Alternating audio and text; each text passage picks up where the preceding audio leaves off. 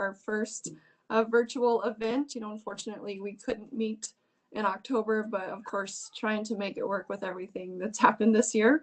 We do have 3 presentations tonight. They're going to be about 30 minutes each. And first, we're going to have Jake Musser with Musser Brothers. He's doing a time for change. Camille Booker will be later with Booker Auction Company. Business pivoting. And the last presentation today is going to be by Rose Bax with Elite Auction, and her title is Navigating a Virtual Benefit Auction. Now, if I just remind you to have your microphones on mute during presentations so we don't have background noise, and a little chat bar in the bottom that you can put your questions in, and then I will do my best to ask the questions at the end of each presentation. And if we don't get to them, we can ask them again at the very end. So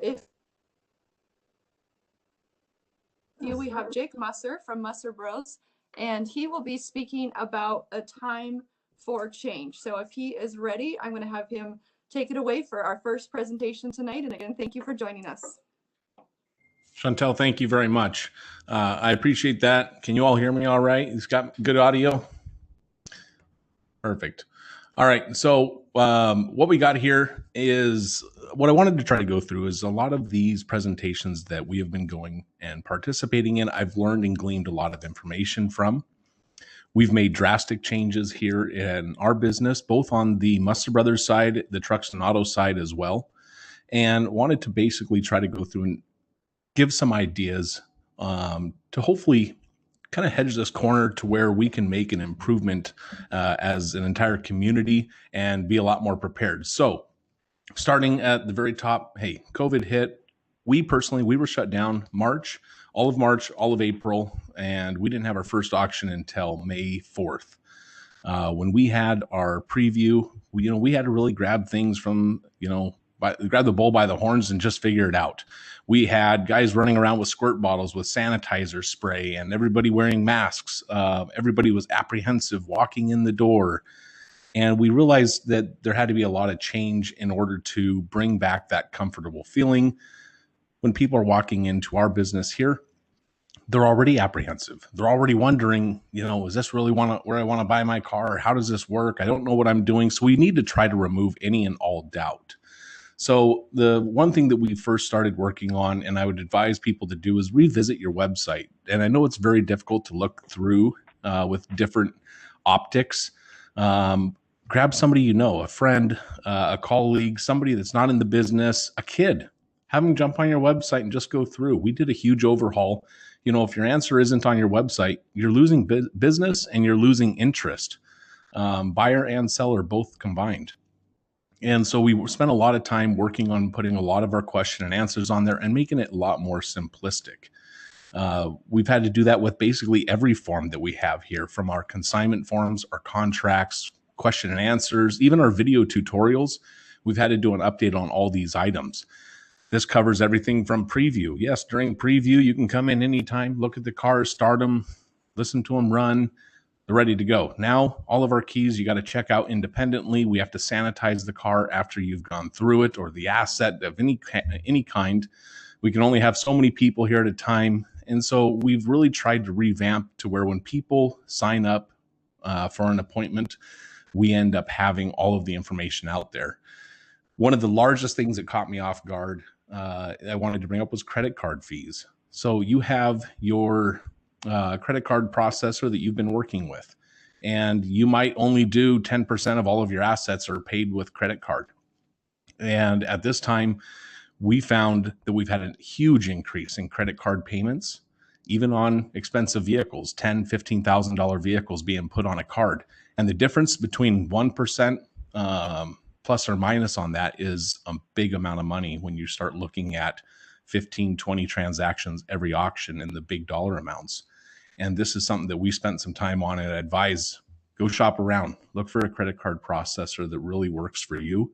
One that you can either, integrate into your website so people can pay their invoice right from the click on their email, or even go and approach somebody to where you have new terminals, whatever's going to be the best for you, and get that percentage down. Because when we started having a huge uptick in credit cards, prior it was just a cost of doing business and we accepted it. When it starts eating up a third of all of your payments, that's where it starts adding up, and it'll get you. Preview and checkout, we have all of those scheduled right now with appointments. There's a website called Sign Up Genius. If you go to signupgenius.com, you can go on there and you can have a free account that you can provide a link to, and people have to select a slot or a time that they're going to show up to preview. Now, we've had to spend some time letting people know, hey, you don't only have 15 minutes to come down here and look at the cars. This is your registration period time. This is the opportunity and time you have in our lobby, talking with our staff, going through the entire process. If you have questions about bidding, if you have questions about a vehicle, if you have questions about any part of the entire process, this is the time. And so by doing so, it's really helped us mitigate the huge rush. That May 4th preview day and May 5th auction, that 12 noon rush hit for us, and we had a line out the door. You want to talk about bad optics? That's it. At a time right now when you've got 40 people sitting in your lobby, that was not a good response. So we had to make that change. We've now got it to where you have appointments for not only your preview, but your checkout. Now, you will still have people that walk in. You have people that walk in all the time that just want to take a look at it, see what's going on. And we'll put them into the next available appointment time. And to be honest, right now, the first 2-3 months, we had huge preview participation. Didn't seem like anything was different. People were just very apprehensive. Right now, instead of having 150 people through the door on a day, we might only have 40. Everybody is going almost 100% virtual and becoming more comfortable with it. That being said, there's been a huge increase in our phone call and our email volume and Facebook messages. I absolutely can't stand them. They get the messages that come across, are you there? Can anybody help me? You respond and they never get back to you. But we've had a huge uptick in our phone calls, our emails, and all of our social media messages. And we have to be able to accommodate that. We've actually had to hire people at this time, and we've brought on 2 new people because of process changes. And I was going to go through a few of those. Yes, our phone call, our email, those average time on the phone prior to COVID, we were about a minute and a half. Right now, we're averaging over 3 minutes with a client on a phone. We do this through our Verizon phone system. I can download our entire call volume for a month and figure out the average time per call. And we've increased our call time, not only the amount that we're getting, but how much time we're spending answering questions for people that are literally right down the street from us. So when people don't have the comfortability to come take a look at the items for themselves, if you don't have all the answers, they're going to reach out to you. You need to be prepared for that, and you have to be patient. I've tried to push as many people as I could. Come on down, take a look. We're here. We're doing everything we can to make it a safe environment for you. It's not the best message to be pushing when they're hearing it on the other side that they're supposed to stay home, not do anything. You want to make sure that you provide more detailed photos, better descriptions, and it's taken a lot of time. We had to readdress almost everything with our training, even our existing people, taking additional pictures of each and every item, reviewing the pictures. If we got a blurry photo, it doesn't do them any good. They have to retake it. When hiring new people, going through the training processes that we had set up before don't work. So we've had to make sure we have those currently changed. So we bring somebody in, they can answer all those questions immediately day one because we need them. And honestly, we are working probably twice as hard to conduct the exact same auction. Even though I don't have my live auctioneer showing up, our ringmen, the 7 drivers, and our entire staff of girls at the front counter to check people in and out in the same night, our workload has increased. That's happened, yes, the phone calls, the emails, the additional pictures, descriptions, but then also cleaning your lobby, the vehicles, sanitizing everything. This has been difficult for us to try and keep track of where all the time is going. I feel that at this point in time, if you have the ability to stay lean, that's the absolute best. But if you are in a position where you have an auction, you need to jump in, you need to do it in a big way. Hopefully these are some tricks that'll help you at least be able to be the calm in the storm. Because when you have a customer, whether it's a buyer or the seller that walks in, you want to give them that confidence. You want them to be able to look at you and say, this is going to be, just as easy as prior to COVID. The live auction portion of it, we have people that live, eat, and breathe. We're at every single one of our live auctions. They were not participating in our online only auctions. We made a big change and we're doing a webcast during our online only auctions. Now, many of you have your online only auctions ran differently. One thing that we're doing right now is ran like a live auction. Lot number 1 sells. Then we move on to lot number 2, lot number 3. If any of you have watched Copart, it's much like theirs. It has a system that has a soft close of only 10 to 20 seconds, depending on how many items you have in the auction. And we're talking about all of these items throughout the auction and trying to make it entertaining. It's me and one other person. We talk throughout the entire 4-hour auction. I'll talk about the assets that are coming up, what we're doing in our next auction, how our checkout process works, let people know how preview works. We're really trying to have a conversation with these folks. There's a chat function where they can actually message us during the auction. We can answer them directly.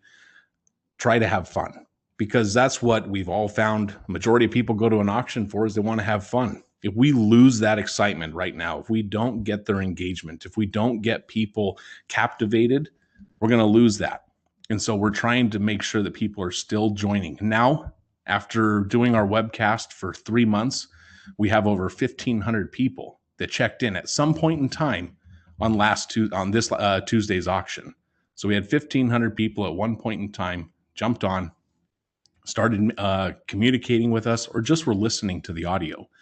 I don't do the video broadcast through the entire event. 4 hours being on video in the middle of the auction wasn't ideal. We decided to just do the audio, and it's worked out good for us. If you do the Facebook Live videos, a lot of people are on there right now. With that, we'll do a few during the auction, show people the process. I find somebody that's not involved in answering the phones, that's not working with me during the broadcast as well, and they can really answer questions from people that might not be aware of the event. So to recap, biggest thing that has saved us, doing Sign Up Genius, that in itself, making sure that people have scheduled appointments to show up at your facility. 1, you know how many people to expect. 2, you know when to be there. At that point, you can control to make sure that you don't have a horde of 20 people that all come in at once. Last thing we want is somebody to be reporting our company, your company, or any of the sort, and even in our industry, and be on the radar. And so by doing so and sticking to those appointments, it's worked out great. You do have the walk-ins. Make sure that you address them, explain the situation, put them in the next queue, and be prepared. Those, the phone calls, you got to be patient. I was not patient to begin with. It was very difficult to go through and talk to somebody that was 2 streets down from me and tell them what the inside of the car smelled like. You have to be patient with them. Now, a lot of people are in a position where they can't go. They haven't been out except for to go to the grocery store. And in most cases, they even haven't been delivered to their house. I think that's about all for me. If there's any questions, we'll take them now. We could also take them throughout later in the event. But yeah, that's it.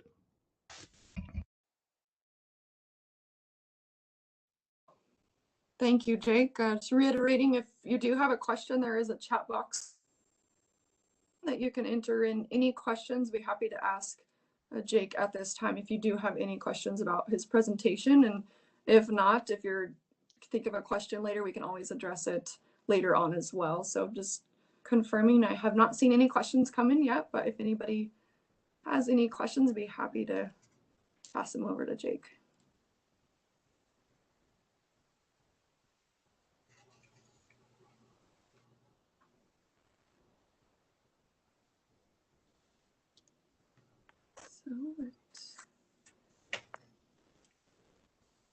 So it doesn't look like any questions, Jake. Thank you very much for your time. I appreciate it. Hope you're going to stay with us for the rest of the presentations. And I'll Kip, be did here. you have a question? Oh, it says, how do you use phone bids? Let me get to the question here. Sorry.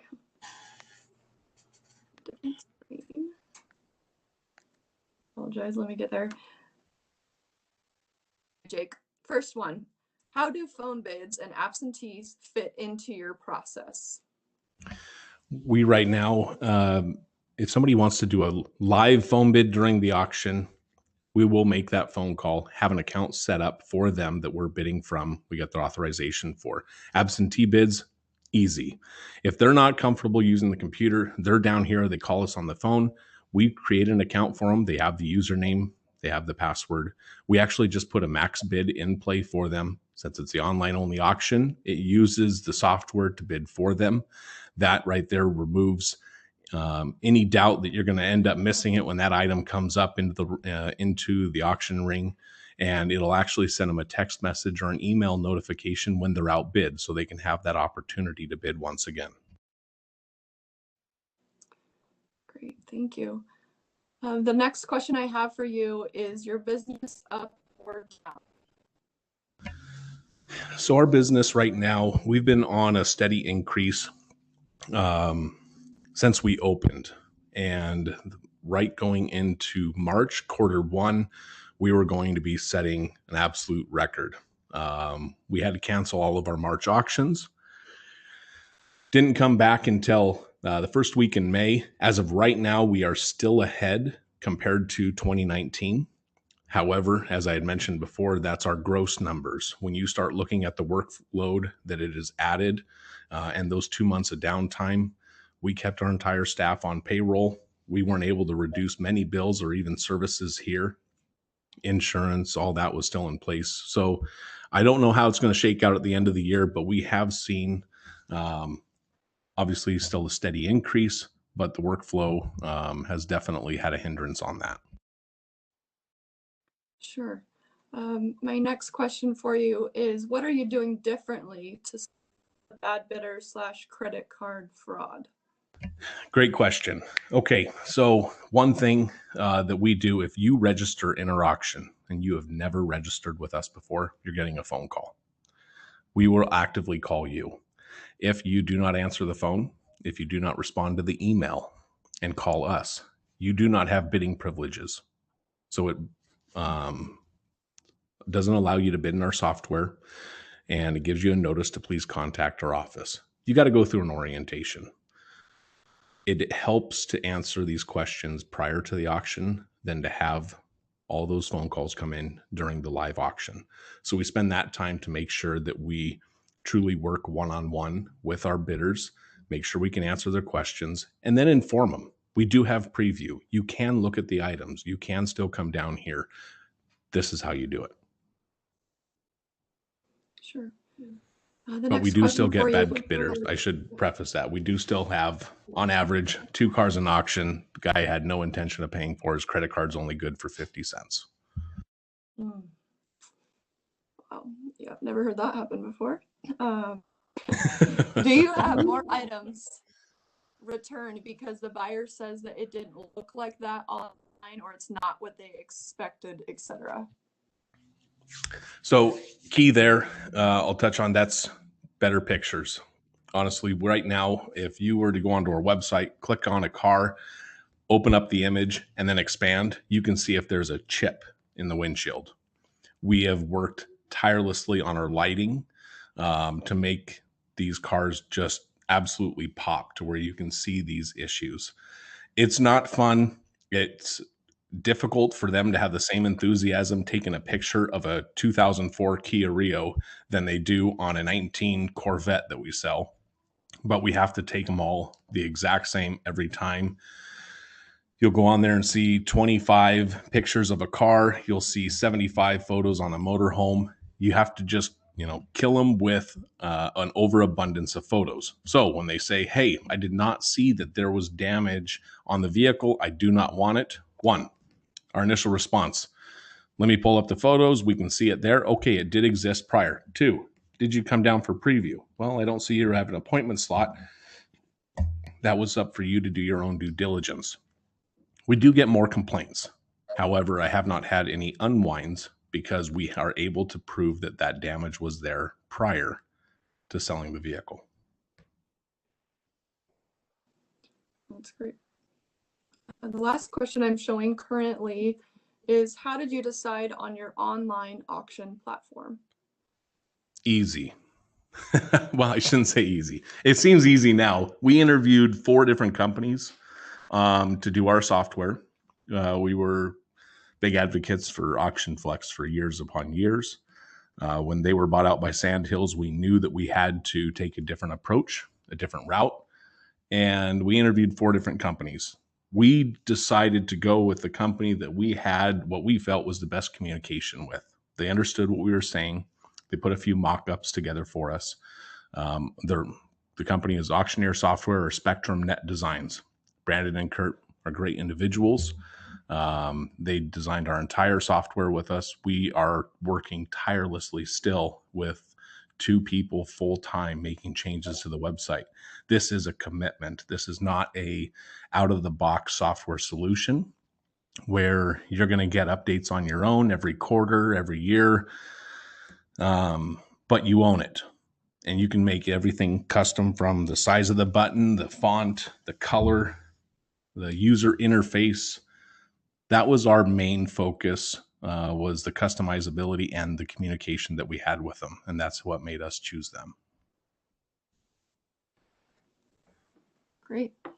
Awesome. Well, that's all the questions I'm showing for you currently, Jake. But if we have more, I'll be happy to ask them as the presentation goes on. So thank you so much for your time and expertise. I appreciate you being here tonight. And that leads us to our next presenter. We have Camille Booker with Booker Auction Company, and she'll be talking on, the topic is, are you and your business pivoting? So if Camille's ready, I'm going to turn it over to her and have her give her presentation for you.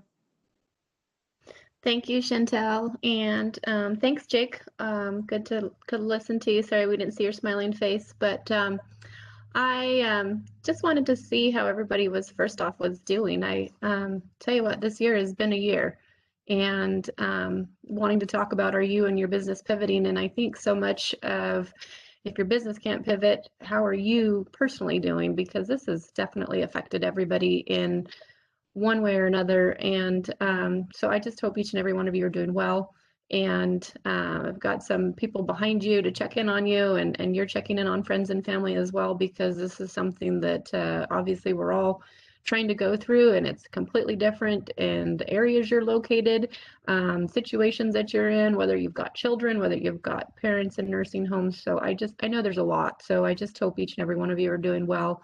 Would have loved to have personally seen all of you guys and welcomed you, but I appreciate Washington Auctioneers Association putting this together so that we could still all gather and put some knowledge out there as well. So I actually was asked, Chantel they were wanting to do a real estate topic here, and a couple of the auctioneer speakers weren't available.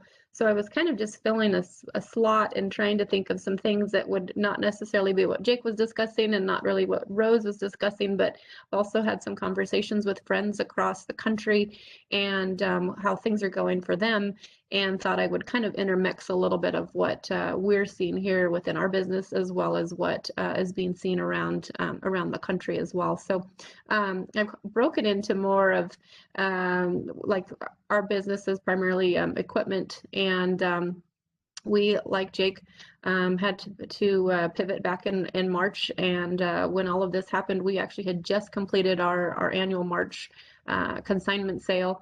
And we actually was just right before it was shut down, and so we were actually in conversation with the governor's office whether or not we could actually continue to host our live auction. It was 2 weeks into March, and we had to have a letter that was written from the governor's office to continue moving forward. That was before a lot of what has happened since then was put into place, but still we were, starting with some early precautions and had no idea what the next.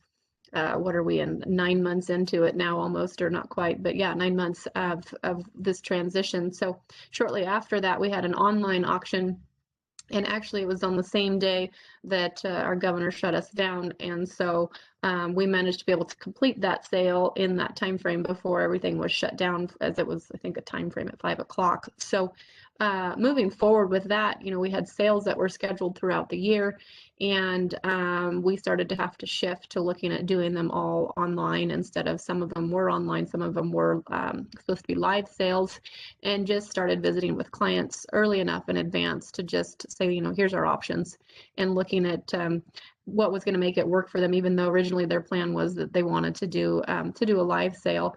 And I think that during all that, our sellers, for the most part, have been very receptive. They've still been very eager to sell. There hasn't been like a pushback of, I don't want to do this, or I'm going to wait until next year. We've continued to see it be continually busy throughout the year with our sellers and wanting to sell. And as I say that, I have some friends across the country in several different states who've also commented on their equipment sales, and actually having some amazing years with the agricultural construction world, from Ohio to Indiana down into the South. They've been doing some contract work down there, and stuff has just been selling really well. So it's encouraging to hear, amidst all of this, that the market is still rolling and people are still encouraged to sell as well as buy. But there was definitely some concerns with our sellers wanting to, what's this online process going to look like? Are we still going to have the same participation? And thankfully for our company, we were not foreign to doing online auctions. And so just pivoting into that's the way it was going to be, at least we could have some statistics to talk to them about and prepare them, and let them know that this is the process, this is how to prepare for it. Don't freak out when you look at the day before that your equipment is a quarter of the value of what it's going to potentially end up selling for. So we were thankful for that, but I also during that time did talk to other auctioneer friends around the country who never had ran an online auction, primarily because in their area it was something that they just never thought that they could try. And this actually gave them an opportunity to step into the market and try an online auction, and have to rely on associates to know that they can trust that this process will work. But it was giving them an opportunity to try something that they normally wouldn't have been able to try, because they didn't have any other options, and their buyers were more receptive to understanding that this is the only way we can do it, and we're still going to conduct it. And so they were finding some new avenues that potentially they never would have been able to tap into, allowing them to get into it as well. I haven't seen the equipment side of things slow down. We've been blessed already with people wanting to book for 2021, and surprisingly, nobody yet has had the phone call of, hey, we're in a distressed situation due to what's been going on this last year. We haven't run into the bankruptcy situations yet. I don't doubt that those are in our future. I did have a client that unfortunately, he was one of the few with the potato contracts that all of his were canceled back in the early spring, and all of that made national news. And he just told me one day, he says, I might have to do a sale with you. And I just said, I hope not. I don't want to do your sale yet, because it just wasn't the right way to want to be doing it. Obviously, we would have done what we had to, but thankfully it worked out, and I saw him recently, and they managed to get his potatoes sold that year. So in saying that, the equipment market has just continued to do all right, and has sustained. And I think through all of this, our customers on the buying side, very similar to Jake, as far as they've been receptive, they've been gracious. But there's also resistance too, just because it's different. Some people are, I don't want to buy online. I don't trust online. And so walking them through those processes, or I believe one of the questions that was asked, we do have some customers who were longtime customers in the older generation, and they might just prefer to be on the phone with a phone call that way, or an absentee bid, because that's what they're comfortable with. And so, just trying to adapt to make them feel as comfortable as possible during this whole transition has been incredibly important. We've also had to transition more with the fact that now that everything's online, more payment is coming in online, and We like the fact that all of, you can send out all your invoices, and our payment options are in the invoice, where you can immediately charge your credit card directly from the invoice that you put on file when you registered with us. Or we also have a pay portal that's connected to that too, to where it goes directly to our bank, and you can pay with a check or pay with a credit card, debit card through that way too. If there's a sizable amount, they are also more than welcome. It's got wiring instructions to send us a wire. So a lot of that is just spelled out in the invoice in regards to how they can make payment. And then now, we've still got those customers that want to show up and pay with a check, and they can call us, and we can take that payment on the phone from them directly with that check that goes across that. So they're calling in, and we're instead of them, or mailing a check too, which nowadays, with mail, we never know how long that's going to take. We're now having them try to do that over the phone and get that in, or just walk them through the steps to do that themselves. So that personal touch is going away. It's more of, how can we help you online? We're just not going to see you face to face. We also have started using Sign Up Genius, which is a great tool, and it's free. Like Jake said, it's been great. Another thing that you never would have thought could have potentially worked in your business, and now it's working, and it's actually streamlining things. It's really helped our title department for us. It used to be when we have sales, we'd have a line of people waiting to come in and do their title paperwork, and title paperwork takes some time.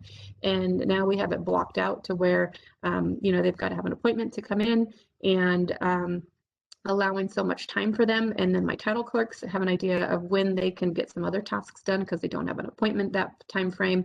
And then they know who is going to be booked, and prepare for that stuff as well. So it's amazing that little things like that, even though it's been not ideal and not our favorite, we've also gained some things in all of this that we will continue forward, even if we stay in this state of eventually when we can be back doing what we're whatever normal might be.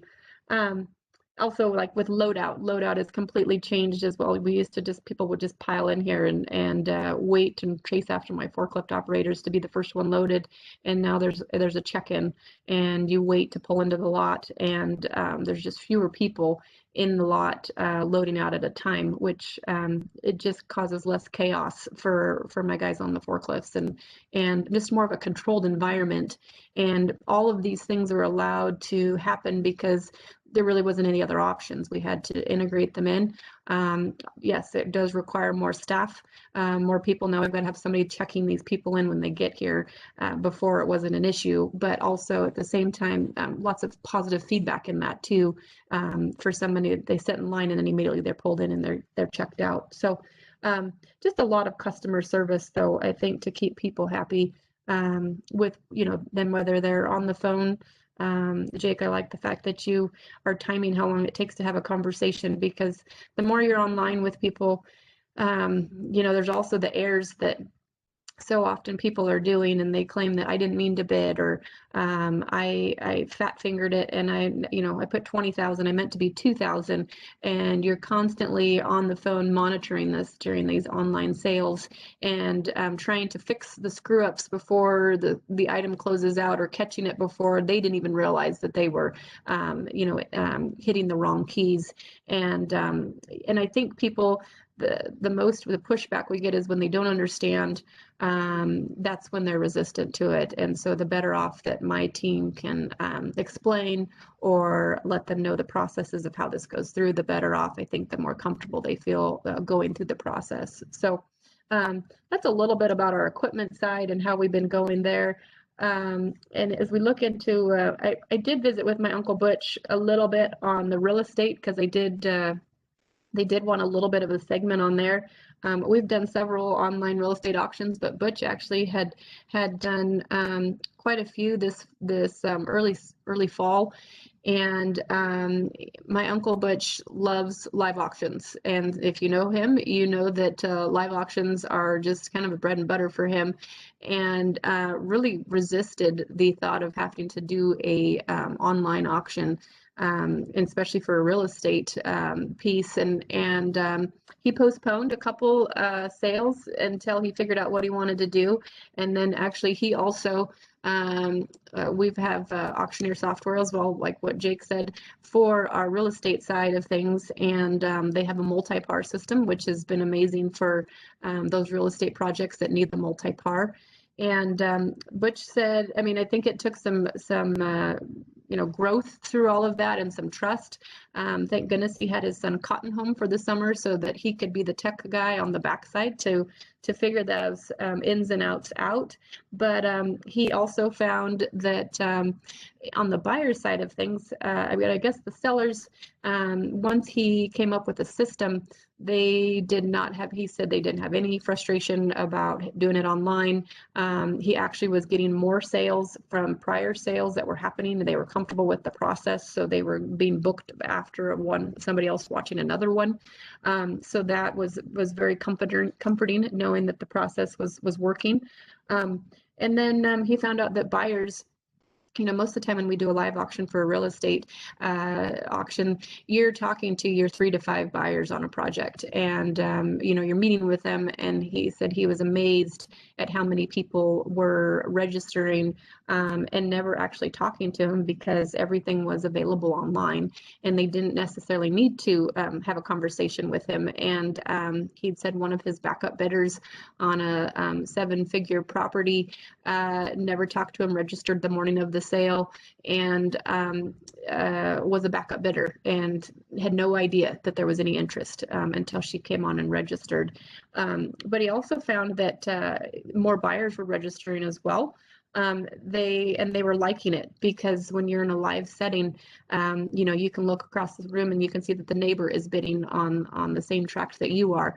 And this was kind of giving them some security, knowing that the neighbor didn't know that you were bidding on it, or they weren't pestering you afterwards going, hey, I saw that you were the backup bidder, I have something I want to sell. So there was some comfort for them knowing that they could bid in this style with just a bidder number or login name, and not have their maybe their financial situation exposed with, or the fact that they were shopping for some real estate. So he found that very interesting as well. And I asked him the other day if, I think he would continue to, he'd do either. I think going forward, if live is something that we can eventually do and we get to open back up, it will probably boil down to the project and the preference of the client. So, watching him make that transition for somebody who loves the live auction so much was unique to see, and it was fun to watch that he could also make that transition into making an online real estate sale work. So we also had the privilege, I'm going to step away, and Rose has a whole subject on fundraisers, but I just wanted to briefly not go into them. But we've, most of the fundraisers this year, it's been crazy where, at the beginning of it, everybody was just canceling. And I'm going to wrap fundraisers and 4-H and FFA events together in this, just because they're both events where we're raising money for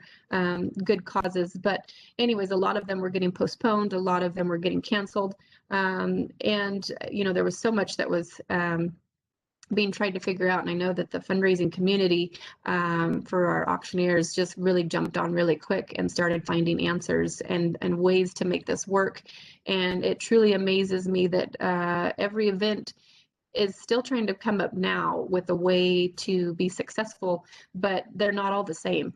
And they are completely going different routes. And I think probably the most important thing I found is that, as long as you're staying in the middle of it with them, trying to help them navigate through this. And I mean, they're still looking to us to have the answers. And we're still in an area where a lot of it's new to us. But at the same time, now that you've got a couple virtual auctions under your belt, or we've done some online fundraisers, and they're working too. They're different, but obviously for the time being, I think they're just trying to make something work for themselves this year. And I know Rose is going to go into a whole complete topic on it, so I don't want to take anything away from you, Rose, but it's been really interesting to see. And I think that this year, I feel like the buyers, the customers, they're very receptive to this. They want to be a part of it still. And I've asked myself more than once is how will this affect when we can actually go back to potentially doing a live event? Are they going to still be as receptive if somebody wants to do a virtual event, or are they going to all want to gather? And because I so often feel nowadays that people want to gather, they really miss it. And so it'll just be interesting to see that transition, where fundraisers are headed. Will it modify into that hybrid look where we're doing a little bit of both? Back to the 4-H events, our company had the opportunity to help with 6 to 7 this summer. And just in the 6 to 7 that we did, they were constantly changing based on what the governor was allowing. And in the end of it, all the shows were canceled, but they all managed to make it work in one way or another. They were still unable to sell the exhibitors, the 4-H and FFA kids, as animals. And there was one that was an online one. There was one where Butch and I sat in front of a screen and we looked at the pictures and we sold directly to the crowd. And we also had a couple live events, which actually was one of the first events that we had done in a live scenario, was for the Kennewick Fair this summer. And just, they had their extra precautions taken. And so it's just very interesting to me that through all of this, I feel like people are eager to make it still work. They still want something done, but nobody's doing it the same. And we are constantly having to adapt with them as quick as they're wanting us to go along with it. And so I have been put in some really unusual situations this year where you feel like this is not what I normally do, but trying to be receptive to it and just making sure that it works and helping them still feel comfortable knowing that they've hired us as a professional to come in and do a good job. So I would not recommend doing a virtual event with bid assistants in locations where you can't actually see them. That's a whole other story for a different time. But anyways, last, I just wanted to touch on a little bit of the contract world. I know some of you, that's your specialty, and I feel like that was where a huge hit happened with a lot of the auto auction world. Just as far as those got wiped out immediately and across the country. It's really good to see. I mean, I know they all moved to be doing all online, and just cut out the bid assistants, cut out the auctioneers.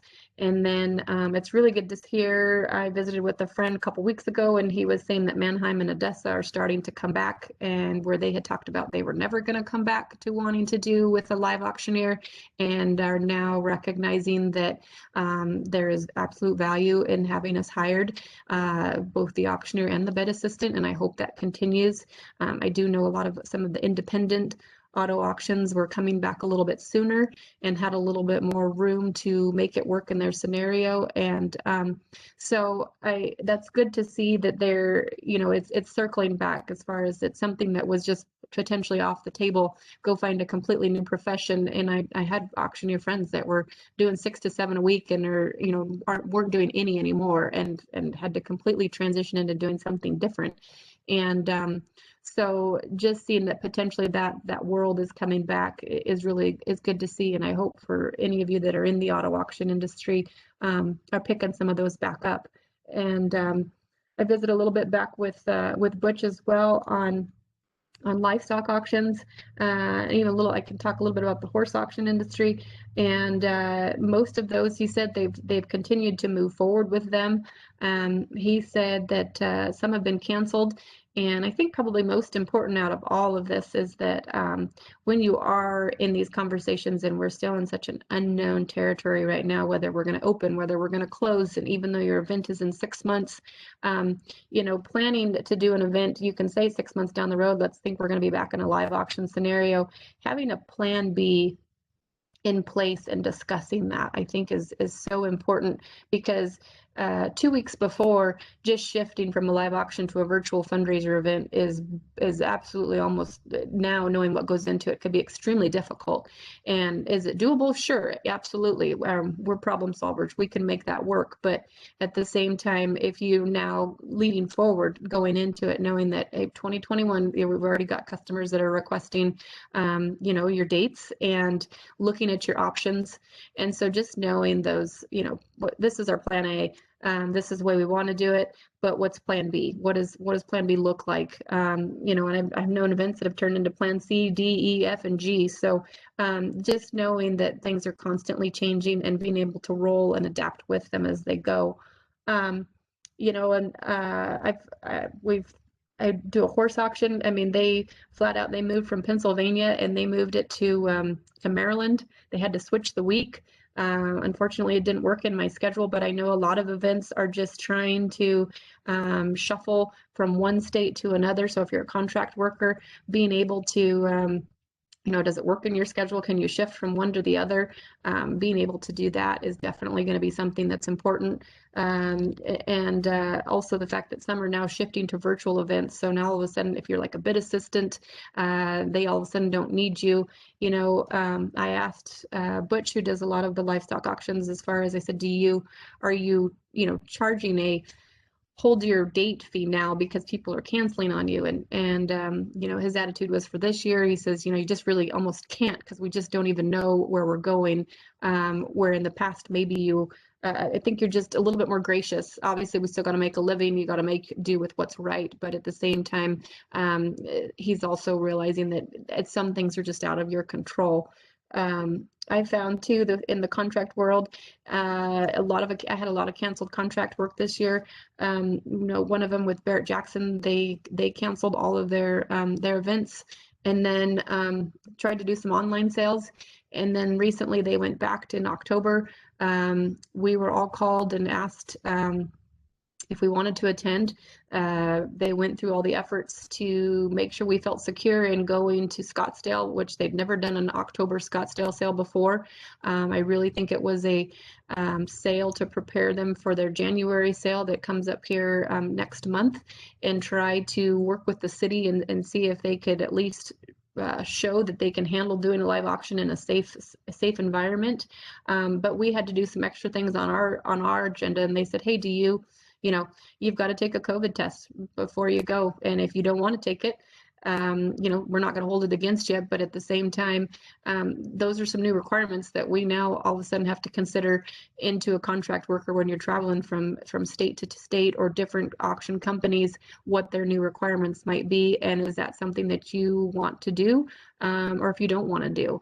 And also in the event that we were told that if, you get COVID while you're here, it's on your dime to stay in the hotel. You're quarantining essentially, probably in a hotel room for 14 days, because you're not going to be allowed on the airlines to go back home. And so knowing some of those, these are things now that are being thrown at you that some of those auctioneers had plenty of work coming up afterwards, after our sale, that just could not commit to the fact that I can't miss my next 14 days because I've got 7 or 10 other sales that are coming up right afterwards. And so it was more important for them to keep those contracts in place than it was to try to come out to the sale that we just had in October. It was the first sale that I worked that was extremely strict.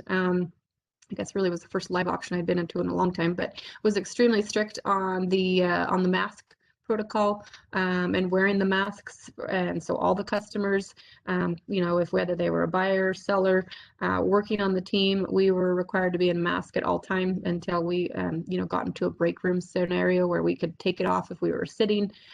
We just had an added page almost that we had to look at and read through and be okay with on our contract. That is something completely different that we've never had to even consider before.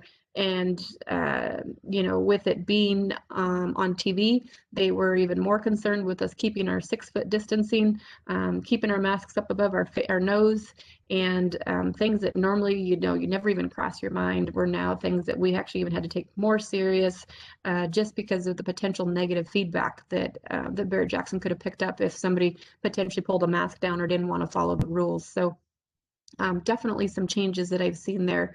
So that gives a little basis on, I guess, maybe what my 2020 has looked like, and the different scenarios that I've seen in different I guess you could say different niches that we've been a part of.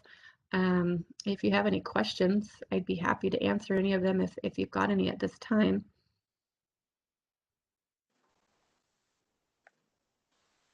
Yeah, thank you. No, we do actually have one.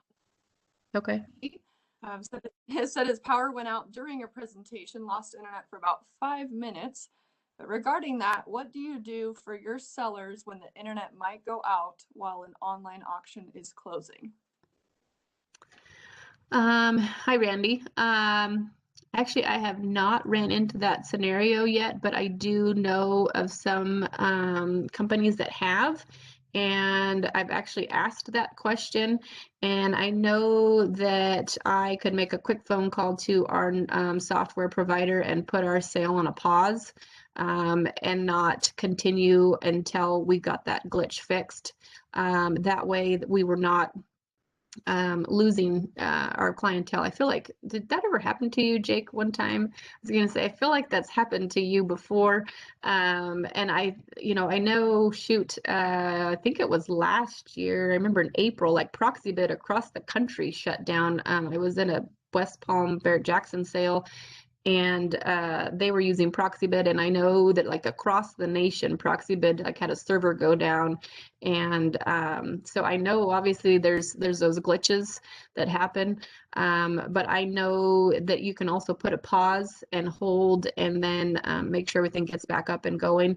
Will I get probably some phone calls of some disgruntled, hey, I was trying to buy it, and all of a sudden what happened, it paused? I'd rather take those phone calls though than letting some of that stuff roll off and sell for next to nothing. So that's what I would do. Hopefully, Randy, your internet's back up and well. Is he back on?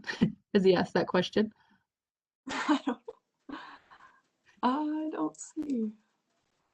He's back. He's back. All right. So. Oh, good. Yeah, and a little bit about that, Camille, from Oregon, and I was at the office relaying the messages, and there was a little issue glitch, but obviously calling you directly to put a little pause, get everything figured out again, and then we were able to move forward after that, obviously. Yes. Not an internet glitch, but something else that happened. So yeah, thankfully call first, then address it immediately, like you said. I do have another question for you. It says, do you and Jake use a backup internet connection during the live auction? There's a couple questions. We'll start with that one. Do you and Jake use a backup internet connection during a live auction? No, I have not used a backup internet connection. Most of the time during a live sale, we've usually got it set up with our topper to have it running in top notch right there. We have been in scenarios where we'll be in an area, Chantel will laugh, but where like the internet's not ideal, even though they thought at the time it was, and you get down in a hole out in the Palouse country, and Chantel's actually literally stood on the top of a hill on a cell phone trying to keep the internet live, making it work. I think a lot of that though is just when you do a live auction, whether it be at your yard or whether you're at an offsite location, even before you suggest doing potentially a simulcast sale, you've got to make sure you've got internet, or you've got somehow like a tower that's going to tap into it, because there are areas which Verizon or AT&T would believe that your phone's going to work anywhere and everywhere, but there's plenty of areas around, any of you probably are aware that there's plenty of places that don't have internet connection. And so I would just say, going into that, making sure you've got internet connection, or excuse me, good coverage before you even suggest that. Yeah, sure. This question: pay for a backup link only for one night? I am unaware of that. I don't know. I am not the most techie person in the world, so I would have to divert that to somebody else in my office. Jake, you can answer that. You're gonna have to unmute yourself. Okay, sorry. Can you hear me better now? Yes. Perfect. So yes, to answer the first question, we do have a backup internet. We have fiber to our office, and then we actually use a Verizon wireless booster as our backup internet. I have only had to use it once. Now, can you pay for a backup link for only one day, one night? Yes. It's not cheap. For a collector car auction, we actually had 2 dedicated lines brought in specifically for that one. And we ended up using one line specifically for all of our office work. Our girls, all of our phones are voice over IP, so those require internet. All of our computers were on one service, and then our broadcast was on one, all on its own. The cheapest option for a consistent, reliable backup internet is going to probably be the Verizon. That's what we use and have had the best luck with. Sure. And I think you answered this, but the last, you should have read it earlier, says alternate routing or a different provider, which you'd answered that with Verizon and fiber optics. Is there any more questions? Yeah, sure. Any more questions for Camille or for Jake at this time? In a couple seconds. Well, thank you, Camille. Glad you got out of the cold and able to make it here for our meeting tonight. Still have my Carhartts on. Yeah, but the business mullet, but nobody can see it, so that's great. We are going to move on to our third and final presenter is going to be Rose. And over the last 20 years, Rose has been involved in nearly every facet of the auction industry. She has served on the board of both the WAA and the IAPA and is a past auctioneer and bid spotter champion. Charitable and nonprofit organizations to champion their mission and raise money, much needed finances. So her title tonight is Navigating a Virtual Benefit Auction. And if you'll help me welcome Rose, she's going to do our presentation for tonight. Awesome. Well, thanks so much, Jake and Camille. What you have shared is really I think it's been valuable and useful for me, and I'm sure for everybody else here as well. So thanks for spending your time with us. And for everybody logging in, we appreciate you guys. And obviously we wish we could be together, but we can't. So this is our next best thing, and I think it's going well. I know that I have enjoyed our hour together already. So thanks to all of you. Well, first of all, I think that it probably goes without saying that whatever business you're in, you are doing charitable events, even if it's not your focus. So even if your focus is, classic cars or wholesale autos, or, maybe you're doing equipment auctions, that you're still doing benefit and fundraising events. And so for some people, I think that you have looked at this with maybe even a little bit of excitement, like, yay, it's kind of nice to see something new and exciting. And for others, it's probably been a lot more intimidating. And so I guess so we're just going to call this Virtual Auction 101. And I just want to start by saying first and foremost that, I've only done 15 of these. So, it's interesting that in 20 years in this business that, we were conducting, 60, a lot of you were doing even more than that. But, Matt and I personally were conducting about 60 fundraising events a year. And for the year of 2020, we will land, I did my last event of the year last Saturday, and it put us at 31 events. So that was not fun, and I think I'm not alone in saying that that was not really an awesome way to end the year. But what we have done in this year has, since the pandemic hit, is in these 15 events that we've done virtual. So we're in Idaho, obviously. Some of you are in Washington. You haven't had the same possibility that we have, but we've been conducting a few live auctions in the midst of this. So, so we've done 15 virtual events since we got shut down, but we've still done some live events too. And really across the board, events have been really good. In the 15 events that we've done, we've averaged about $147,000. Which to me, for small town kind of North Idaho, that to me is really, really exciting. I feel like it's something that is something to build confidence on for the people that we've worked with. We've done, the last event we did was nearly $1 million. So, we just have seen really positive things still coming. And one thing I would say is that in the very beginning, it felt like people were just on board for whatever we brought to the table. They were generous and they didn't really have any great expectations. And I feel like the grace that we had in the beginning has kind of gone away. So this idea that we could, turn on our webcam and conduct an auction and people were going to just join in, that was happening, and it was happening exceptionally well. I mean, we were breaking records in the very beginning because I think people were just so caught up in this thought process that it was going to be pretty short-lived and that we had to power through and come together to make this be successful in the beginning. Was really encouraging and exciting for some, and we broke records. One of the very first events that we did, that we transitioned to virtual in a matter of about 3.5 weeks. We actually pre-recorded everything. There was no live element at all. And the event did over $50,000 more than it had done the previous year, which was really, really fabulous. But as we're moving 8 months in, we don't have that same grace. So first and foremost, I would just say, if you've not done a virtual event, be prepared to do them, because this is where we are. We don't need to make apologies for it anymore. In fact, I feel like, if you're approaching these fundraiser events now and you're coming out on the screen or the stage, and you're saying, we're really sorry that we're here tonight in this virtual platform. We can't be sorry anymore. It is what's happening. You have to own the virtual fundraising event just like you would own the stage at the event. And so I think it's really, really critical, first and foremost, is that we have to own these events. This is what we're doing. In fact, 90% of my rebooked clients for 2021 in Washington have already committed to virtual. So, we're in Washington especially, we're already committed to virtual fundraising events through the end of 2021. And I've been having some conversations with some folks that are what I would consider industry kind of professionals. And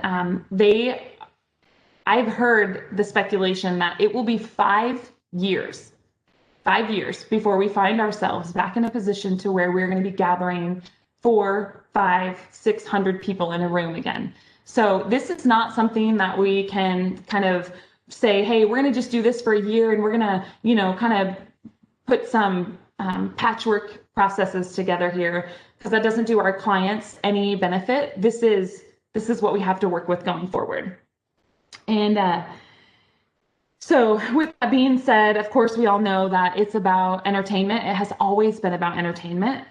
And, what we've been looking at, I'm gonna try to touch on a whole bunch of things, and then I want you guys to ask questions, because I have a million bullet points, and there's just so much to take into consideration. So I'm gonna talk on a whole bunch of stuff, and then if you guys want me to dive into any one specific thing more detail, I would be happy to do that.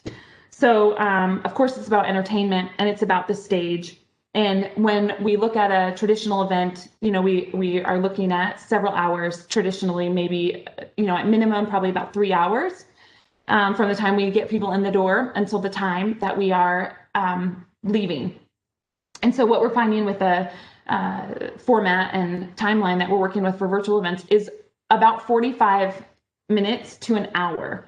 If you're going much over an hour, you're definitely doing a disservice and you're losing people. In fact, I was on the phone with Jay Fisk from Microsoft a couple of days ago, and they run a lot of the back end processes. And so he does a lot of analytics. And from all of the clients that he's been working with, he's showing that average time on screen in the event is only 22 minutes, which is crazy, because I don't know how many of you guys know this about television, but an average 30-minute television show only has 22 minutes of content, and the rest of the 30 minutes is wrapped up in commercials. So I thought it was really interesting that is about the amount of time that we're having people stay committed and logged into our events. So a lot of the things that people are talking about in regard to benefits of these virtual events are that we're saving a tremendous amount of money on, we're not using no high cost venue. You're not running the Davenport Hotel or the Grove or, something like that. But we are having to reinvest that money into quality production. In fact, the production piece is more important than ever. if you think about just the, millions and millions and trillions of dollars, actually billions of dollars that are spent in television and even just in the simplicity of a news broadcast, we have to bring something of that caliber to our guests as they join in to watch us for these virtual events, which means that you have to have really high quality and I would say really not highly produced, but quality videos, and your transitions and your timeline has to be really, really on point. When we look at the fact that, if I'm standing on a stage and then I'm going to invite Chantel to the stage, or I can see most of your faces, I'm going to invite Paul Adams to the stage and he's going to walk up to the stage. We have time built in to say, okay, please welcome Paul. And then everybody claps for Paul and he takes, 3 or 4 or 10 seconds to walk to the stage. In the room, we have that kind of flexibility because we have the room itself has energy. We don't have that same grace in these digital, virtual platform. So we have to make sure that all of our transitions are really, really, really on point. So as we talk about the money saving aspect of not having to pay for food and venue, we're going to really just be reinvesting that money into quality production. And so when we talk about production, some people are really capable. Like I would imagine that Jake Musser and his team could put together something that would be really fabulous. They're going to have the camera. They're going to maybe even have a TriCaster. I don't know. He might have a TriCaster where he could actually produce his own quality show and put it out there into the middle of somebody else's website. I don't have that. So for me, I have to really stay in my lane. I could do an event like this. In fact, I have done events standing right here in this same place I'm standing right now. I've conducted auctions into a webinar platform, taking bids in the chat, and really done a pretty, low production, really minimal cost production piece. I've been able to generate a pretty substantial amount of money doing that. And I would just say that whatever you're doing, to not go outside your lane. I would never, I think like in real estate, we have a lot of professionals that work with us in our real estate transactions. I'm not an inspector. In fact, as a real estate if I go onto a real estate transaction and I pretend to be an inspector and I'm not one, I can get sued. And so in this, kind of virtual platform, I would just say that if you're not a production person, don't be a production person. Find a really good production person that will partner with you, that will build relationships that you can create a really that you could put out a product that's really high quality.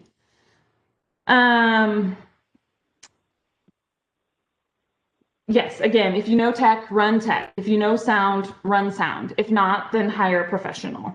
And I believe that the professional piece comes really important here because we as auctioneers, I think, are more valuable than ever before, because before we had this opportunity to create an environment in the space. You had Betsy speak, and then you had Pat speak, and then they turned the stage over to you, and then you did the auctioneering piece. Well, in these moments, you think about the fact that we really only have 22 minutes. And in those 22 minutes, you have to use all the right words. You have to get every technique that you've ever, mastered and perfected. And so now more than ever, what we bring to the table as people that are generating support and commitment to cause, that is more valuable than ever. And I have not shied away at all from what my fees have been. I haven't backed down on my fees. In fact, some people are charging higher fees, and just really staying committed to the fact that what we bring to the table now is more vital and more critical than it ever has been. If you wouldn't have trusted, the newscaster on your stage when we were in person with 400 people that were stuck, committed to their seats, there's no way that we can trust that person now when we have 22 minutes and people are only going to stay for as long as we keep them firmly committed. So I think more than ever, it takes longer to sell virtually. So we're finding that events where we were doing 10 to 12 auction items, we've actually really diminished that number down. Most of the events that I've done of my, expansive experience here with 14 events, we've done no more than 10, and most of them have been 5 or 6 items only, with a lot more consideration into the paddle raise. Latency is something to take into consideration with your broadcasting. So if you're broadcasting on YouTube, Facebook Live, or Vimeo or something along those lines, you're looking at least 20 to 30 seconds, if not as much as a minute, depending on what the person on the other side is, what their upload and download speeds are. So it's really critical that we understand the latency that goes into all of our interactions. Live bidding versus staggered closings. So a lot of people, so this is where there's a little bit of contention. So do we open the bidding early? And I think that as auctioneers, and I think that Camille actually talked about this a little bit, for those of us that love the live bidding element, just love creating that space and that environment. If you're, she referenced Butch, but that he's made this great transition. I think that's happening here too. A lot of people have decided that they're going to open their live auction items early in the day. Maybe the live auction is going to be from 6 to 7 p.m. or 7 to 8 p.m. We're going to have this live program. And so what we've opted to, hi Kathy. And so what we've opted to do is, some of those people are opening their live auction items at noon the day of the auction, or maybe they're opening them at noon the day before the auction. And then when we go live at our, in our 20-minute time frame, then we've already got some pre-committed bids. So of the events that I have done where we've started with early opening, every single item has brought more once we go into the live broadcast. But I can say from my experience that it does save us time, where if we were looking at an event where we were going to go live with, say, 10 items, it would be really, I think it would be a real challenge to make it through the timeline with 10 items in a virtual event, unless you open them in advance. So that if we have an item that's going to bring $5,000, if the bidding is already at $2,500 or $3,000, and we make this transition up from $3,000 to $35,000, people have been looking at it, they've been bidding on it already, and it has allowed us opportunity to get a few more items in during that time frame. But that's definitely a point of contention, and I think for some people they feel like that runs totally counterintuitive to the way that we conduct live auctions. And I guess my only feedback to that would be that you have to do what works best for your client. And we're finding that early bidding actually helps to get people engaged in the process early. And the events that do early bidding actually have more people show up to the live broadcast because we've already engaged them from noon the day before or noon the day of. So it does help draw people into the live broadcast as well. Days of the week. We found that the weekends are actually really hard to get people to attend. If you are in a place where you're on complete lockdown and maybe the only thing that you can do is an occasional dinner with friends or maybe a hike on a Saturday, it's been harder and harder to get people to attend events on weekends. So we just have seen a really firm push. We were already kind of moving to Thursdays, Wednesday, Thursday nights, Friday nights. And so with this virtual, 1 hour platform, we've definitely been able to draw that less and less events on the weekend and more into the middle of the week.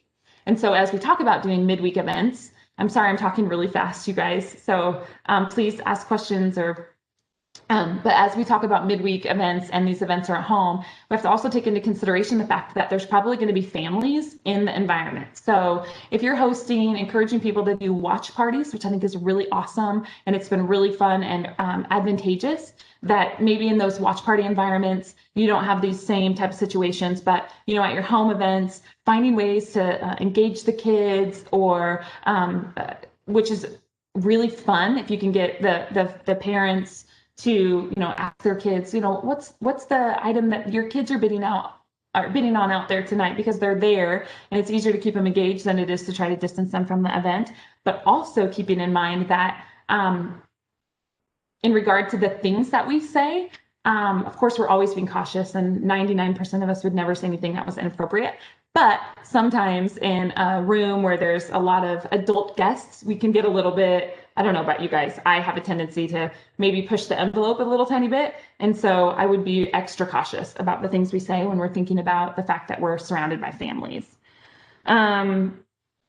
Watch parties, what are you bringing? Again, we talked about entertainment. So what are you actually creating for these folks to bring into their homes to cause them to want to participate? Do you have live music maybe at the beginning or the end? Do you have some sort of reveal that you're doing?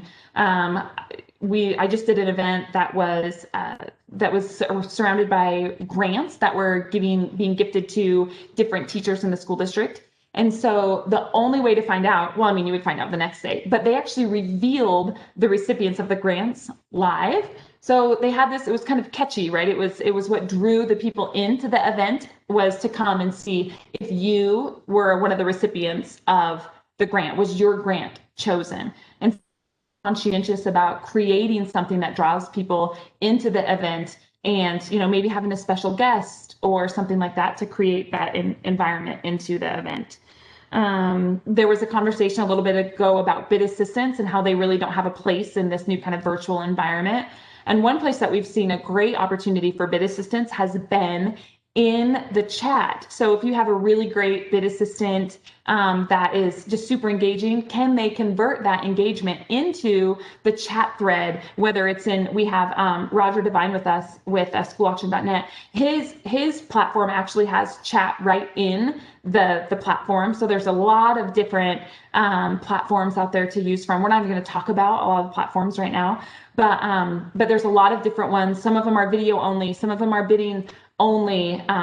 Some of them are, you can see the video, but only if you're not on the chat, or maybe you can see the chat, but only if you're not bidding. And so, it's cool to have a platform that has all, but is there somebody that you can use in that capacity to be the person that is engaging in that chat thread?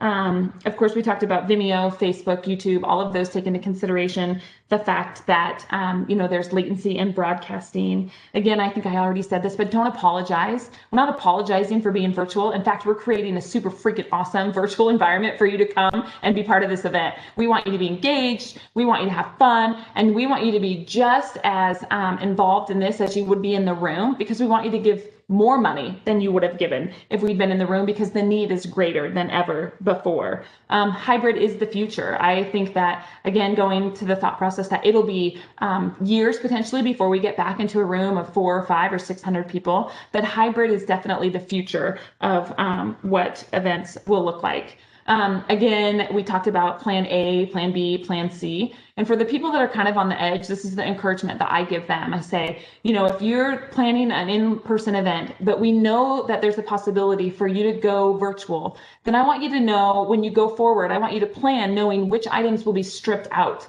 So if we're planning a 3-hour live event, but when we go virtual, we know that we have 45 to 50 minutes, then I want you to know in your planning process, this is what goes if we transition. This is what goes if we transition. That we can go into that knowing, so that we have the proper mindset, and the people that are part of those elements that are going to be stricken from our live event into our virtual, that they know as well. So that when I say to Chuck, hey, Chuck Beck, I know we had you scheduled to come up on the stage, but now that we've gone virtual, sorry, you're out. I don't want to tell him that 3 days before we go. I want to say to Chuck, hey, Chuck, we want to plan you for our event, but just know that if we make the transition to virtual, this piece will be removed. And the beautiful thing about that is that if we're doing this in a way where we're creating really quality video, so that's another thing. If you're going to say, hey, Chuck, I want you to be live with us if we can, but would you record a video for us just in case? And then if we do go virtual, then we can still use Chuck's video after. We can say, hey, we had Chuck plan to be with us. We had Kevin Trout scheduled to be with us. Fergus absolutely loves this organization. We had him scheduled to be with us on stage with us tonight, but they couldn't join us. But we have their videos. We're going to roll those at the end of the show because they still want to show their support for this organization. So I think there are ways that you can have both plan A and plan B and then use all of the elements. Hi, Pat Simmons. What else? I would also say that the back end piece of this is incredibly more challenging. So I use this example of one of the first transition events that we made was in early May, and the executive director of this organization made 300 personal phone calls. So all the people that are like, yay, now we get to just go online and we get to just broadcast and everybody will join. It doesn't happen like that. He made 300 personal phone calls, and then they had about 150 people that said, oh yeah, we'll be there. And out of those 150, I don't even know, 60, 70 people showed up. They had an amazing event, raised over $100,000. It was an awesome night, but he did all the work in advance to make that be successful. Oh, and in that regard too, we're talking a lot about this. People get super excited about, now we have this worldwide reach. Oh, we get to reach people all over the world. Well, in my, again, 14, I keep saying that because I don't want to make it sound like I have this like expansive knowledge here, but of the 14 events that we've done in the virtual platform, one item, one individual single item sold to somebody outside of our direct marketplace, one item. And it was a sister of the executive director that bought the item. So I guess I just say that because while yes, we do have access and a potential to reach people that are outside of our community, really our core group of people are still your core group of people. And those people that have been funding these organizations from day one are going to continue to be the ones that fund them through all of this. And so so I don't want to diminish the fact that yes, we are those people, right? That do have created this opportunity for them to reach people outside of their market. And I think that there's opportunity for us to glean folks from that. So, if we get people that log on and they register and we can kind of cultivate a new market, new interactive for adding people to our newsletters and people to build relationship with, I think that's really possible and likely. But the idea that we're going to, open up the floodgates and there's going to be people joining us from all over the country to interact with some little organization out of Spokane or Coeur d'Alene, then I just don't think that's a good expectation. I don't think that we can set that platform for them to be expecting that to happen. Let me see. I would also say this, that, the software program offerings, I know we're not going to talk about it a lot because that's not my expertise, but the offerings that we had 8 months ago versus the offerings that we have today versus the offerings that will be upcoming in just, I would say, everybody that we talked to, I think Roger rolled out an update to his system in the not very distant past. I know that there are other software companies that are continuing to roll out updates to their software packaging as well. Jafis from Maestrosoft, I know he's got something upcoming next week. So, there's just going to continue to be change and improvement and growth in all of these software. So I would just encourage you to reach out to the software companies, set up a time to learn, to get a demo and watch what they have to offer, because your people are going to come to you and they're going to say, what do you like? Hey, Chantel, you're the pro, so tell me, which software do you like? And so I think it's important that we have some idea about what all these software programs offer so that we can say, well, I don't know 100% what the full offering of each software program is, but this is what I do know about each one, and still encourage them to go out and do that investigation on their own. And then for every event that I've worked with, I have personally reached out to the software company in advance and said, would you just I want you to have a conversation with me one-on-one, walk me through this, show me how this works, so that when I show up at the event, I'm not doing a dry run. And speaking of dry runs, you have to do a rehearsal. I mean, if it's the morning of or it's the day before, a full-on rehearsal is so key. You have to load the videos, click them, make sure they come on, make sure that the AV works, make sure that your sound is actually coming through the broadcast tool. The event I did last week, we didn't have any sound. We were an entire hour delayed. And fortunately, the people stayed with us and we hit our record, we hit our goal. But it was a solid hour, and we had done, that was with a production run through the day in advance. So I just would really encourage you to do those dry run kind of rehearsals to make sure you have all the pieces together. Okay, I'm over time. Chantel, ask me some questions. Of course, thank you so much. I appreciate all the information. We do have, it looks like, the first question is have you considered setting up a video studio in your office? No. I am very much about stay in your lane kind of person. And I have done some events from here with a webcam, but I mean, unless somebody could convince me that it would be really simple and the likeliness of it breaking was minimal. Otherwise, I feel really confident in my production team. The next question for you is, how do you handle the 20 to 40 second lag in between online or platform does that? So they're slow. I think that was why I referenced that we only have time for 3 or 4 or 5 items, maybe 6 items.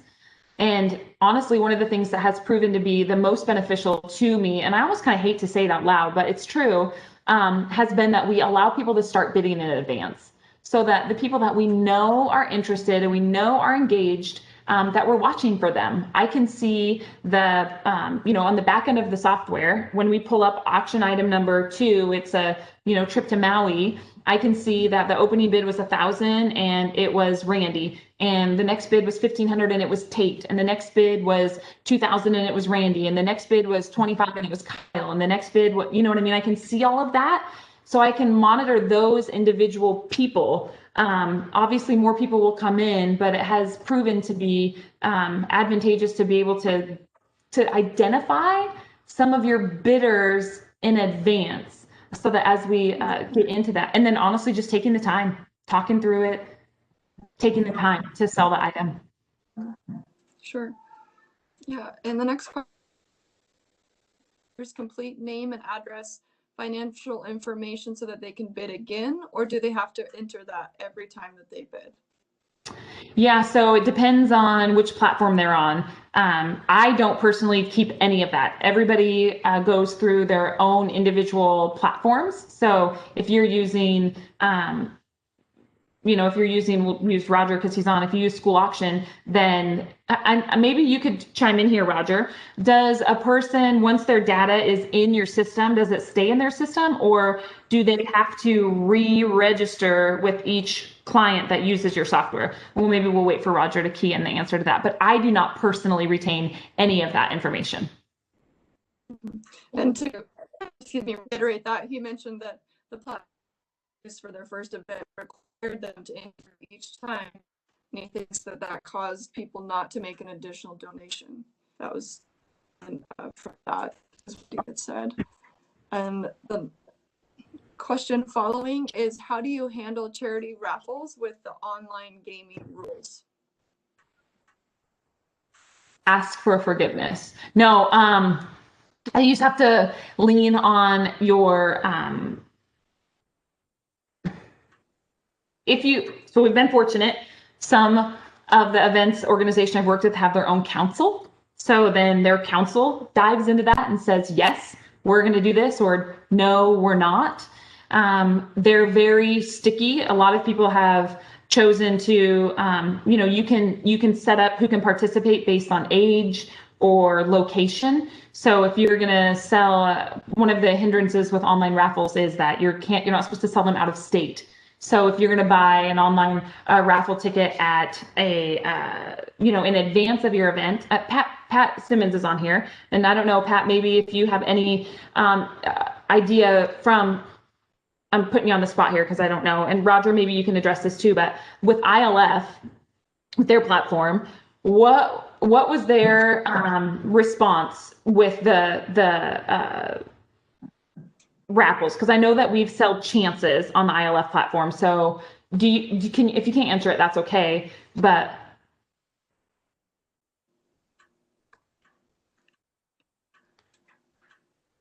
I do have a response from Roger back to the registration.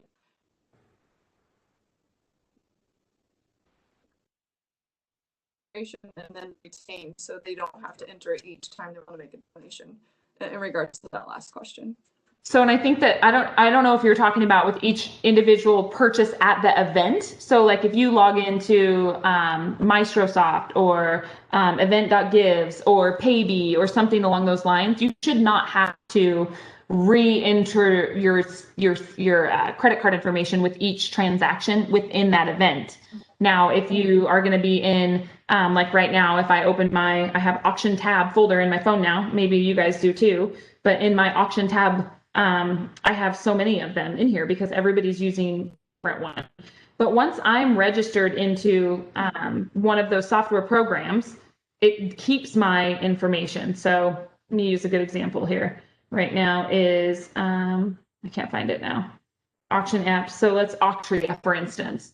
Once I've logged into Auctioneer, any event that's on Auctioneer allows me to just use my Auctioneer app. Does that answer that question? I hope it does. An answer from Pat in regards to the last, talking about the games, says we've done the drawing on camera and then broadcast the winner. Tickets are sold as items within the auction.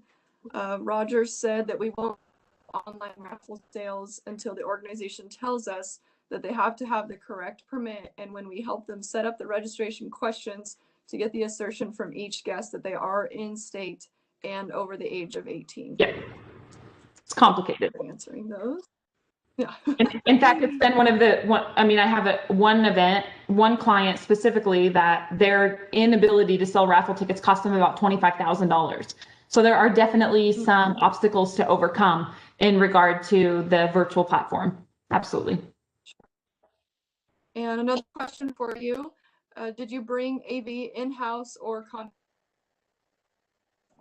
Yeah, I don't do any of my own AV. I do a couple great relationships with some incredible AV teams, and one of them will come to us wherever we are. One of them we go to their location. So we try really hard to use a professional AV team.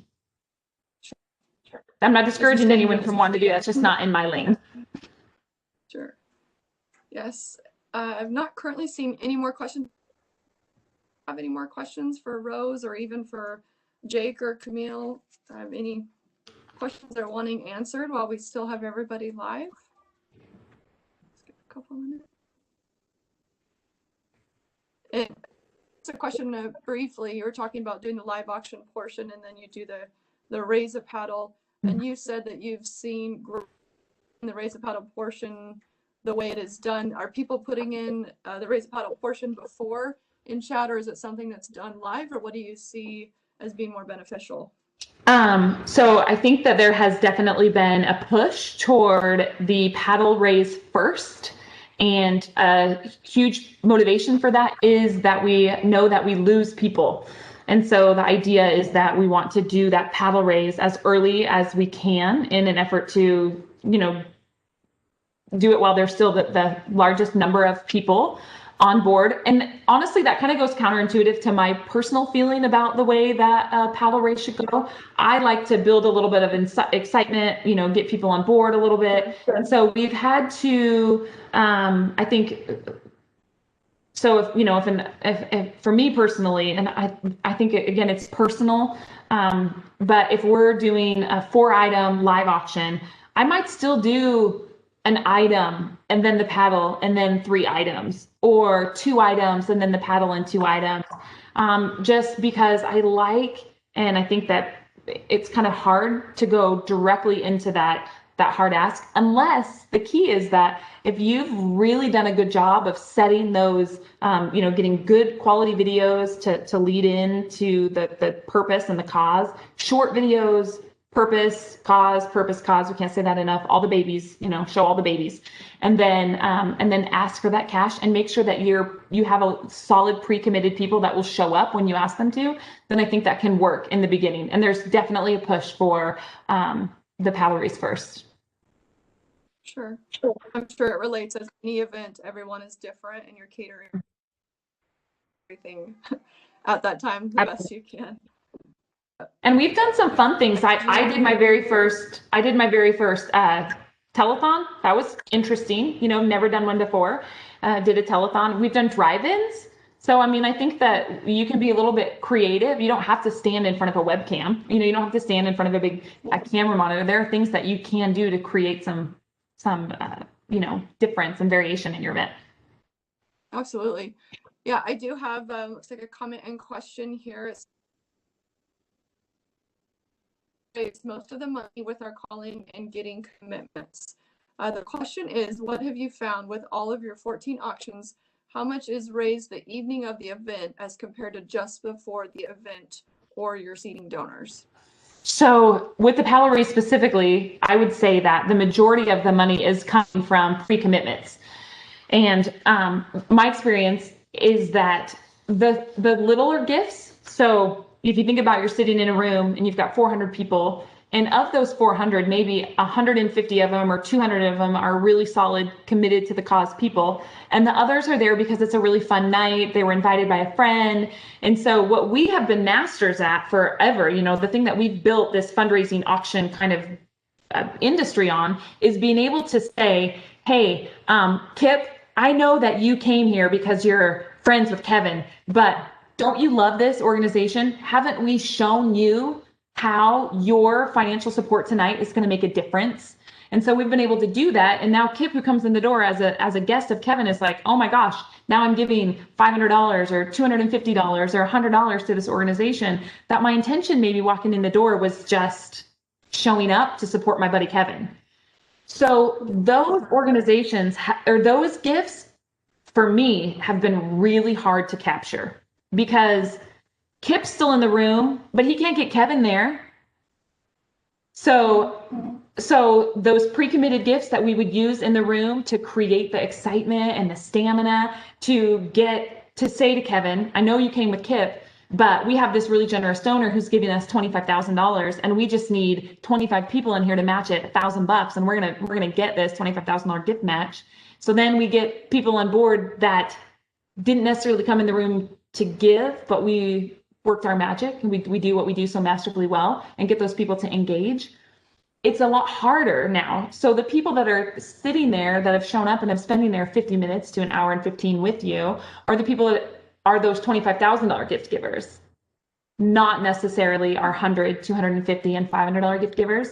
And that's probably a conversation for a whole nother day because there's a lot to go into that. But I think that, you know, if we look at what we're doing with those gifts, the reason that they're so vital is because the person that gives $100 today gives $250 next time, right? If we're building our Power Raise in the way that we should be, we're always looking at how to elevate the giving levels. So we use our matching gifts in a way that we say, okay, we were originally going to have a matching that, let's say we have $25,000, and where do we use that $25,000 matching gift? If we had 25 gifts at $1,000, that's not a good place to use $25,000 match because those people already give. But if we had $15,000 at the $500 level and we can use a $25,000 match there, and where we were originally earning $15,000 and we can get some of those people that would have given $250 or $100 to now elevate their level of giving because they're challenged by the match, then what we're doing is we're creating a space where these people who were passive are now becoming more firmly committed in what we're doing, and we're cultivating those relationships and we're kind of bringing those people along with us. And so again, I feel like my hope is that we're not stuck in this environment for long, because what I feel like will happen, and this is maybe my own personal doom and gloom, is that I feel that what's going to happen down the road is that our events, when we're in a room, are as much about fundraising as they are about friend raising, right? So what we're not creating in this space where we only have 100 people that log in, or maybe even fewer, 50, 60, 70 people that log in, is that we're not creating a new batch of donors. We're not cultivating those ongoing relationships. So to me, that's one of the hardest things to communicate to people, because we don't have that the potential for growing gifts out of those passive guests. I don't think that answered the question. I think it was a long, rambling conversation. I apologize. No, thank you. I currently don't see any more questions unless they pop up.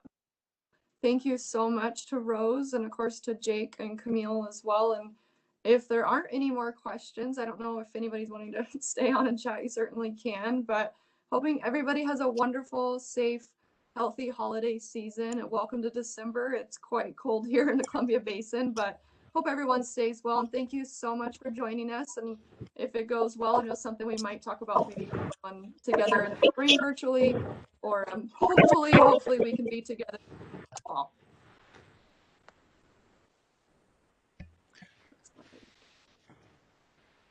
Rose, you scared me with that comment about 5 years that this could possibly go on for. I'm hoping I'm wrong. I think that makes 22 of us all on here hoping. Yeah. Can you hear me okay? Yeah, we can hear you. You can? Because this is the first time I've used this system, and I'm familiar with Zoom, but not so much this one. And it's been fun to get acquainted with it. Sure want to thank everybody for being part of this tonight. It's been fun to see everyone, and the information is very interesting to me. And even though it's not something I can take out and apply tomorrow because I am enjoying my retirement at this point, it is fun to see the young ones coming up into the business and adapting to all the things that are changing in the auction profession. It's incredible, and my hat's off to all of you.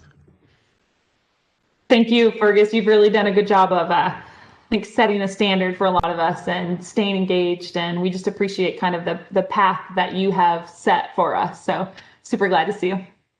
Well, I'm surprised to hear that, but I sure appreciate it. Thank you.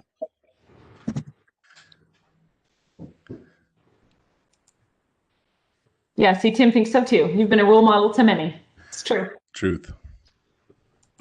Kevin Van Hollebeck here. Hey, hats off to Taryn Bays for including me on the email. I haven't been active for several years. I've let my membership lapse, so I'll give her a call tomorrow and get that taken care of and get back on the bandwagon there. So I do benefit auctions, so I appreciate Rose's presentation, and I'm going to have follow-up questions for you later. So Sure. Thank you very much. Absolutely. Oh, I'm going to pop my email address in here. Maybe, I don't know. I don't want to put you on the spot there, Jake, but maybe you, Camille, could do the same. We can let these folks contact us if they want. I'll put it in there as well.